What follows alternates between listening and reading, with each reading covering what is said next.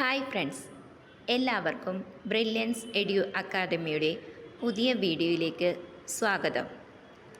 ഇന്ന് നമ്മൾ സിന്ധു നദീജല കരാറിനെ കുറിച്ചാണ് പഠിക്കുന്നത്. സിന്ധു നദീജല കരാറിൽ ഇന്ത്യയും പാകിസ്ഥാനുമായി ഒപ്പുവെച്ചതെന്ന് 1960 സെപ്റ്റംബർ 19. സിന്ധു നദീജല കരാർ പ്രാബല്യത്തിൽ വന്നതെന്ന് 1960 ഏപ്രിൽ 1. സിന്ധു നദീജല കരാറിൽ ഒപ്പുവെച്ചത് എവിടെ വെച്ചാണ്? കറാച്ചി.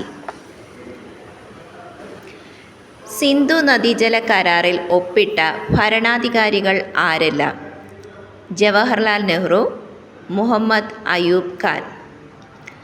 സിന്ധു നദീജല കരാറിന് രൂപം നൽകാൻ മുൻകൈയെടുത്ത അന്തർദേശീയ സ്ഥാപനം ഏത്? ലോക ബാങ്ക്. സിന്ധു നദീജല കരാർ പ്രകാരം ഇന്ത്യക്ക് നിയന്ത്രണാധികാരമുള്ള നദികൾ ഏവ? രവി, ബിയാസ്, സത്ലജ്.